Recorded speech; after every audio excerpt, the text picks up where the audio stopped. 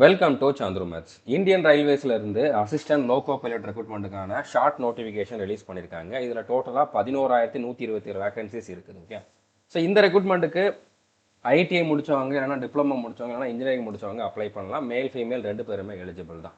Okay, இதில் நீங்கள் selection ஆனீங்க அப்படின்னா உங்களுக்கு ஸ்டார்டிங்லேயே வந்து பார்த்தீங்கன்னா 50,000 கிட்ட இன்ஹேண்ட் சேலரி இருக்கும். அது வந்து ஒவ்வொரு வருஷமும் உங்களுக்கு வந்து இன்க்ரிமெண்ட் ஆகும். ஓகே, இந்த வீடியோவில் இந்த ரெக்ரூட்மெண்ட் பற்றின கம்ப்ளீட் டீட்டெயில் வந்து நம்ம பார்க்க போகிறோம். ஷார்ட் நோட்டிஃபிகேஷனில் எல்லா டீட்டெயிலும் இருக்காது. பட் இதுக்கு முன்னால் வந்த நோட்டிஃபிகேஷனை வச்சு இந்த ரெக்ரூட்மெண்ட்டுக்கான எலிஜிபிலிட்டி என்ன, ஏஜ் லிமிட் என்ன, செலெக்ஷன் ப்ராசஸ் என்ன, அதுக்கப்புறம் சிலபஸ் என்ன அப்படிங்கக்கூடிய கம்ப்ளீட் டீட்டெயில் பார்க்க போகிறோம். ஸோ வீடியோவை ஸ்கிப் பண்ணாமல் ஃபுல்லாக பாருங்கள். முடிஞ்ச அளவு இந்த வீடியோவை எல்லாரோடையுமே ஷேர் பண்ணுங்கள். ஓகே, ஸோ ஷார்ட் நோட்டீஸில் இவ்வளோ தான் கொடுத்துருக்காங்க. ஓகே, இதுக்கான அப்ளிகேஷன் வந்து பார்த்தீங்கன்னா மே 15 ஓப்பன் ஆக போகுது. ஜூன் 14 வரைக்கும் அப்ளை பண்ணிக்கலாம். ஸோ அதுக்கு முன்னால் வந்து பார்த்தீங்கன்னா கம்ப்ளீட் நோட்டிஃபிகேஷன் ரிலீஸ் பண்ணிடுவாங்க. ஃபுல் நோட்டிஃபிகேஷன் வரும். ஃபுல் நோட்டிஃபிகேஷன் வந்ததுக்கப்புறம் நான் வந்து இன்னொரு கம்ப்ளீட் வீடியோ வந்து ப்ரொவைட் பண்ணுறேன். அதில் எக்ஸ்ட்ரா என்னென்ன பாயிண்ட்ஸ் கொடுத்துருக்காங்க அப்படிங்கிறது. ஓகே, மேக்ஸிமம் நான் இந்த வீடியோவில் சொல்கிறது அப்படியே தான் இருக்கும். ஒரு சில சேஞ்சஸ் இருந்தால் நான் அந்த வீடியோவில் வந்து சொல்லிடுவேன். ஓகே, ஸோ அதுக்கப்புறம் இதில் வந்து பேசிக் பே வந்து 19,900. பட் இதில் வந்து நிறைய அலோவன்ஸ் இருக்கும். அதெல்லாம் சேர்த்து பார்க்குறப்போ கிட்டத்தட்ட 50,000 கிட்ட உங்களுக்கு வந்து சேலரி இருக்கும். ஏஜ் லிமிட் வந்து 18லேருந்து 30 வரைக்கும் கொடுத்துருக்காங்க. ஒவ்வொரு கேட்டகரிக்கும் எவ்வளோ ஏஜ் அப்படிங்கிறத வந்து நம்ம அடுத்த பேஜில் பார்க்கலாம். அடுத்ததாக டோட்டல் வேக்கன்சி 11,127. இது இந்தியா ஃபுல்லாக இருக்கக்கூடிய வேக்கன்சி. பட் ஒவ்வொரு ஜோனுக்கும் ஒவ்வொரு ஆர்ஆர்பிக்கும் தனித்தனியாக வேக்கன்சி வந்து கொடுப்பாங்க. அது கம்ப்ளீட் நோட்டிஃபிகேஷன் வர்றப்போ தான் தெரியும். ஓகே, சென்னை ஆர்ஆர்பிக்கு எவ்வளோ வேக்கன்சி அப்படிங்கிறது எல்லாமே வந்து பார்த்தீங்கன்னா நோட்டிஃபிகேஷன் வர்றப்போ தெரியும். நீங்கள் சென்னை ஆர்ஆர்பியில் அப்ளை பண்ணீங்க அப்படின்னா உங்களுக்கு பெர்மனெண்ட்டாக தமிழ்நாட்டில் தான் போஸ்டிங் இருக்கும்.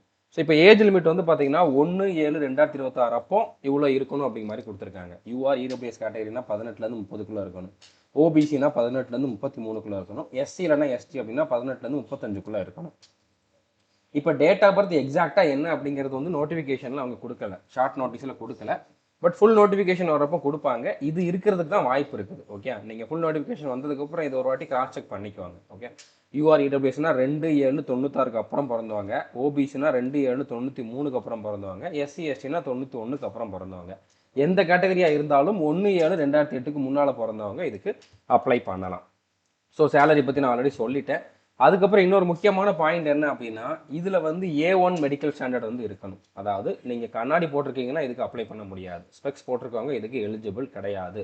ஓகே, கலர் பிளைண்ட்னஸ் இருக்குது அப்படின்னாலும் எலிஜிபிள் கிடையாது. ஸோ இதில் வந்து நீங்கள் ஸ்பெக்ஸ் போடாமல் ரெண்டு கண்ணிலுமே 6/6 இருக்கணும். டிஸ்டன்ட் விஷன், நியர் விஷன் வந்து ரெண்டு கண்ணிலுமே 0.6 இருக்கணும்.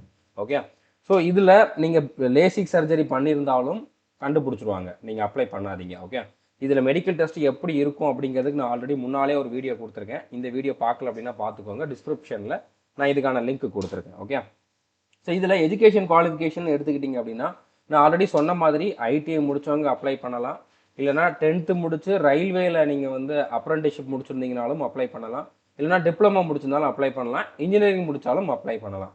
இப்போ ஐடிஐயில் எந்தெந்த ட்ரேடு முடித்தவங்க அப்ளை பண்ணலாம் அப்படின்னா fitter, electrician, instrument mechanic, millwright இல்லைனா maintenance mechanic, mechanic radio and TV, electronics mechanic, mechanic motor vehicle, wireman, tractor mechanic, armature and coil winder, mechanic diesel, heat engine, turner, machinist, refrigeration and air conditioning mechanic. இதில் ஏதாச்சும் ஒரு ட்ரேடில் ITI முடிச்சிருந்தீங்கன்னா நீங்கள் apply பண்ணலாம்.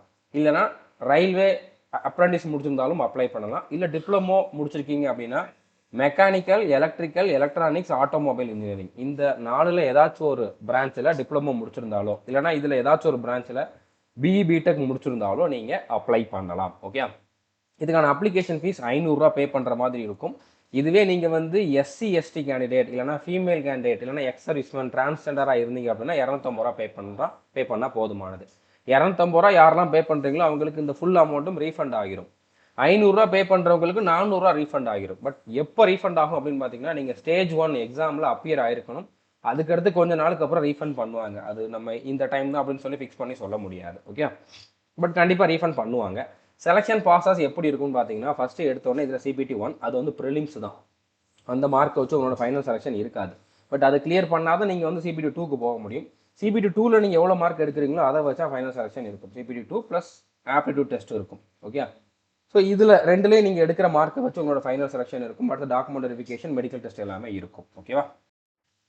So இந்த ஒவ்வொரு ப்ராசஸ்லையும் என்னென்ன இருக்கும் அப்படிங்கிறத வந்து நம்ம தெளிவாக பார்க்கலாம். எக்ஸாமில் என்னென்ன சிலபஸ் அப்படிங்கிறது எல்லாத்தையுமே தெளிவாக பார்க்கலாம். இப்போ CPT 1ன்னு எடுத்துக்கிட்டிங்க அப்படின்னா இதில் 75 கொஷின் கேட்பாங்க. 75 கொஷினுக்கு வந்து 1 மணி நேரம் டைம் கொடுப்பாங்க. ஓகே, ஒரு கொஷினை கரெக்டாக அட்டன் பண்ணிங்க அப்படின்னா 1 மார்க்கு, தப்பாக அட்டன் பண்ணிங்க அப்படின்னா 0.33 மார்க் வந்து மைனஸ் ஆகும், நெகட்டிவ் மார்க்குமே உண்டு. இதில் வந்து பார்த்தீங்கன்னா ஜென்ரல் அவேர்னஸில் வந்து 10 கொஷின் கேட்பாங்க, சயின்ஸில் வந்து 20 கொஷின் கேட்பாங்க, ரீசனிங்கில் 25 கொஷின், மேத்ஸில் 20 கொஷின் கேட்பாங்க. கொஷின் தமிழ், இங்கிலீஷ் எல்லா லாங்குவேஜிலுமே இருக்கும்.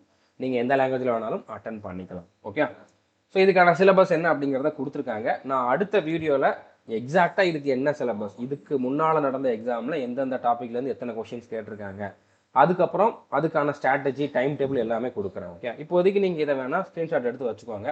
மேத்ஸில் உங்களுக்கு வந்து அட்வான்ஸ் மேத்ஸும் உண்டு, அரித்மெட்டிக்கும் உண்டு. ஓகே, ரீசனிங்கில் என்னென்ன டாபிக் இருக்குது அப்படிங்கிற டாபிக் நேம் மென்ஷன் பண்ணியே அவங்க கொடுத்துருக்காங்க. சயின்ஸுக்கான வெயிட்டேஜ் இதில் அதிகம். ஓகே, சயின்ஸ்லேருந்து மட்டுமே 20 கொஷின் கேட்குறாங்க. அதில் மோஸ்ட்லி வந்து பார்த்தீங்கன்னா ஃபிசிக்ஸ் கொஷின்ஸ் அதிகமாக இருக்கும். அடுத்து ஜென்ரல் அவேர்னஸில் வந்து பார்த்தீங்கன்னா கரண்ட் அஃபேர்ஸ், ஸ்டாட்டிக், ஜிகே எல்லாமே இருக்கும். ஓகே, இப்போ இதுக்கான கிளாஸஸ் அவைலபிளாக இருக்குதான்னு கேட்டிங்க அப்படின்னா நம்மளுடைய ஆல் இன் ஒன் கோர்ஸில் இதுக்கான கம்ப்ளீட் கோர்ஸ் அவைலபிளாக இருக்குது. இது மட்டும் இல்லை, இதே மாதிரி ஒரு 35 எக்ஸாமுக்கும் மேலே ஒரே கோர்ஸில் வந்து நம்ம ப்ரொவைட் பண்ணியிருக்கோம். 35க்கும் எக்ஸாமுக்கு மேலே இருக்கக்கூடிய சிலபஸ் வந்து பார்த்தீங்கன்னா ஒரே கோர்ஸில் ப்ரொவைட் பண்ணியிருக்கோம். ஸோ நீங்கள் ஜாயின் பண்ண வேண்டிய கோர்ஸ் வந்து பார்த்தீங்கன்னா all in one course. All in one கோர்ஸுக்கான ஃபீஸ் வந்து 1499. ஒன் டைம் பே பண்ணிங்க அப்படின்னா 3 இயர்ஸ் வேலிடிட்டி உண்டு. இதில் இந்த ஒரே கோர்ஸில் 35க்கும் அதிகமான ரயில்வேல வரக்கூடிய NTPC, group D, ALP, technician, அதுக்கப்புறம் SSC, CGL, CHSL, MTS, constable, GD, sub inspector, stenographer, Agniveer, army, navy, air force, அதுக்கப்புறம் கோஸ்ட் கார்டு, இந்த மாதிரி 35க்கு அதிகமான எக்ஸாமுக்கான சிலபஸ் இந்த ஒரே கோர்ஸில் அவைலபிளாக இருக்குது. அதனால் இதில் 3000க்கு அதிகமான வீடியோஸ், பிடிஎஃப் ப்ரொவைட் பண்ணியிருப்போம். 1000க்கு அதிகமான practice test, topic wise test provide பண்ணியிருப்போம். இந்த கோர்ஸில் படித்தவங்க இது வரைக்கும் 2000க்கு மேலே செலெக்ஷன் ஆயிருக்காங்க. அதுக்கான ப்ரூஃப் கேட்டிங்க அப்படின்னா நம்மளுடைய யூடியூப் சேனலில் போஸ்ட்டுங்கிற ஆப்ஷனில் போய் பாருங்கள். எல்லா கிளாஸுமே நம்ம வந்து தமிழில் தான் டீச் பண்ணியிருப்போம். தமிழ், இங்கிலீஷ் 2 லாங்குவேஜ்லுமே பிடிஎஃப் கொடுத்துருவோம். பேசிக்கில் இருந்தால் டீச் பண்ணணும். நீங்கள் ஒரு பிகினர் அப்படின்னாலும் கண்டிப்பாக உங்களுக்கு புரிகிற மாதிரி பொறுமையாக எல்லாத்தையுமே வந்து பேசிக்கில் இருந்தால் டீச் பண்ணியிருப்போம். ஓகே, நீங்கள் கோர்ஸில் ஜாயின் பண்ணுறது எப்படி அப்படிங்கிறதுக்கு நான் டிஸ்கிரிப்ஷனில் ஒரு வீடியோ கொடுத்துருக்கேன், how to join our courses அப்படின்னு சொல்லிட்டு. அந்த வீடியோ பார்த்துட்டு ஜாயின் பண்ணிக்கோங்க. ஜாயின் பண்ணதுக்கப்புறம் நீங்கள் கோர்ஸை ஓப்பன் பண்ணிங்கன்னா ரயில்வே எக்ஸாம்ஸ்னு சொல்லி ஒரு ஃபோல்டர் இருக்கும். அதில் வந்து ஆர்ஆர்பி, ஏஎல்பிக்கு தனியாக ஃபோல்டர் கொடுத்துருப்பேன். அதில் நான் வந்து தனித்தனி ஃபோல்டரில் எல்லா சப்ஜெக்ட்டுக்கும் வந்து வீடியோஸ் கொடுத்துருப்பேன். நீங்கள் அதை மட்டும் பார்த்தாலே போதுமானது. ஓகே, சிபிடி 2 எப்படி இருக்கும் அப்படின்னு பார்த்தீங்கன்னா, இப்போ சிபிடி 1க்கு வந்து ஒரு கட் ஆஃப் வைப்பாங்க. அதை கிளியர் பண்ணிங்க அப்படின்னா போதுமானது. சிபிடி 2ல் தான் நீங்கள் நல்ல மார்க் எடுக்கணும். ஓகே, சிபிடி 2ல் வந்து பார்த்தீங்கன்னா உங்களுக்கு பார்ட் ஏ, பார்ட் பின்னு 2 இருக்குது. பார்ட் ஏ ரொம்ப ரொம்ப முக்கியமானது. ஓகே, ஸோ இதில் வந்து உங்களுக்கு 90 நிமிஷம், 1.5 மணி நேரம் டைம் கொடுப்பாங்க. 100 கொஷின் கேட்பாங்க. ரீசனிங்கில் 25, மேத்ஸில் 25, சயின்ஸ் அண்ட் இன்ஜினியரிங்கில் 40, ஜென்ரல் அவேர்னஸில் 10. ஓகே, ரீசனிங் மேத்ஸை பொறுத்த வரைக்கும் சிபிடி 1க்கு இருந்தது தான், ஜென்ரல் அவேர்னஸும் சிபிடி 1க்கு இருந்தது தான். ஓகே, பட் சயின்ஸ் அண்ட் இன்ஜினியரிங்கில் நீங்கள் எக்ஸ்ட்ராவாக கொஞ்சம் படிக்கிற மாதிரி இருக்கும். ஃபிசிக்ஸ், அது போக கொஞ்சம் இன்ஜினியரிங், டிராயிங், அந்த மாதிரி ஒரு சில எக்ஸ்ட்ரா டாபிக்ஸ் படிக்கிற மாதிரி இருக்கும். இதுவுமே நம்ம கோர்ஸில் வந்து நம்ம கம்ப்ளீட் பண்ணி கொடுத்துருவோம். அடுத்து பார்ட் பி.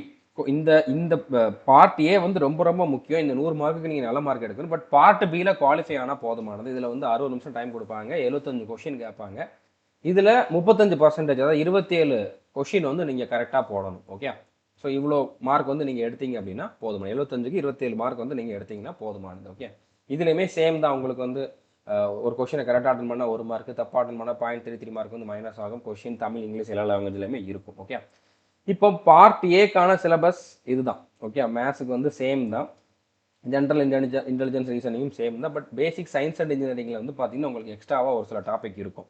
இது கண்டிப்பாக நம்மளோட கோர்ஸில் ஆல்ரெடி கொடுத்துருக்கோம். பட் நியூ வீடியோஸுமே இனிமேல் ஆட் பண்ணுவோம். இப்போ புகழ் சார்னு ஒருத்தர் வந்து புதுசாக டீச் பண்ணிக்கிட்டு இருக்காரு. அவரோட டீச்சிங்க்கு வந்து பார்த்தீங்கன்னா இது வரைக்கும் பாசிட்டிவ் ஃபீட்பேக் மட்டும்தான் வந்திருக்கு. ஓகே, எக்ஸாமில் இது வரைக்கும் கேட்டிருந்த கொஸ்டின் எல்லாத்தையுமே இன்க்ளூட் பண்ணி டீச் பண்ணிக்கிட்டு இருக்காரு. ஸோ அவர் இந்த பேசிக் சயின்ஸ் அண்ட் இன்ஜினியரிங்குமே வந்து புதுசாக டீச் பண்ணுவார். ஸோ உங்களுக்கு கண்டிப்பாக நீங்கள் சிபிடி 2 போகிறதுக்கு முன்னால் எல்லாத்தையுமே கம்ப்ளீட் பண்ணி கொடுத்துருவார். ஓகே, ஸோ இப்போ இதில் பார்ட் பியில் வந்து பார்த்தீங்கன்னா கொஞ்சம் வித்தியாசமான சிலபஸ் இருக்கும். ஐடிஐயில் இருக்கக்கூடிய சிலபஸ் இருக்கும். நீங்கள் எந்த ட்ரேடில் நீங்கள் எந்த மாதிரி குவாலிஃபிகேஷன் வச்சுருக்கீங்க அப்படிங்கிறத பொறுத்து நீங்கள் ட்ரேடு சூஸ் பண்ணுற மாதிரி இருக்கும். இப்போ ஃபார் எக்ஸாம்பிள் நீங்கள் எலக்ட்ரிக்கல் இன்ஜினியரிங் படிச்சிருக்கீங்க அப்படின்னா நீங்கள் இந்த ட்ரேட்லேருந்து ஏதாச்சும் ஒன்று சூஸ் பண்ணணும். எலக்ட்ரீஷியன், இன்ஸ்ட்ருமெண்ட் மெக்கானிக், வயர்மேன், இந்த இதுலேருந்து ஏதாச்சும் ஒன்று சூஸ் பண்ணணும்.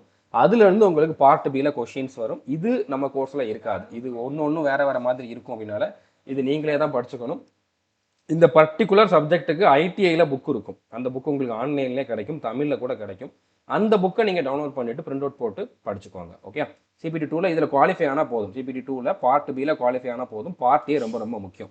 ஓகே, ஸோ புரிஞ்சுட்டுன்னு நினைக்கிறேன். அடுத்ததாக வந்து பார்த்தீங்கன்னா சிபிஏடி, அதாவது கம்ப்யூட்டர் பேஸ்ட் ஆப்டிடியூட் டெஸ்ட்னு ஒன்று இருக்குது. ஓகே, அதில் நீங்கள் நல்ல மார்க் எடுக்கணும். இந்த மார்க்கையுமே வந்து ஃபைனல் செலெக்ஷனுக்கு கன்சிடர் பண்ணுவாங்க. இதோட சிலபஸும் கொஞ்சம் வித்தியாசமாக இருக்கும்.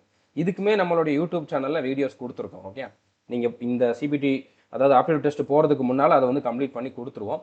இப்போ ஃபைனல் செலெக்ஷன் எப்படி இருக்கும் அப்படின்னு பார்த்தீங்கன்னா, இதில் பார்ட் ஏ, சிபிடி 2ல் பார்ட் ஏல எடுத்த மார்க்கை 70% கன்வெர்ட் பண்ணுவாங்க. அடுத்து இந்த சிபிஏடி, அதாவது கம்ப்யூட்டர் பேஸ்ட் ஆப்டிடியூட் டெஸ்ட் இருக்குதுல்ல, இதில் எடுத்த மார்க்கை 30% கன்வெர்ட் பண்ணுவாங்க. இது ரெண்டையும் சேர்க்குறப்போ எவ்வளோ மார்க் வருதோ அதை வச்சு தான் ஃபைனல் கட் ஆஃப் இருக்கும். அப்போ ஃபைனலாக நீங்கள் செலெக்ஷன் ஆகிறதுக்கு என்ன முக்கியம்? சிபிடி 2ல் இருக்கக்கூடிய பார்ட் ஏவும் அடுத்த ஆப்டிடியூட் டெஸ்ட்டும் முக்கியம். மற்றதில் நீங்கள் குவாலிஃபை ஆகணும் கண்டிப்பாக. அதனால் அதுவும் வந்து ரொம்ப அசால்ட்டாக இருந்துடக்கூடாது. ஓகே, ஸோ புரிஞ்சிருக்குன்னு நினைக்கிறேன். இந்த வீடியோ முடிஞ்ச அளவு ஷேர் பண்ணுங்கள். இது வரைக்கும் நம்ம சேனலை நீங்கள் சப்ஸ்கிரைப் பண்ணலாம் அப்படின்னா சப்ஸ்கிரைப் பண்ணிவிட்டு பெல் ஐக்கானை கிளிக் பண்ணி வச்சுக்கோங்க. All the best.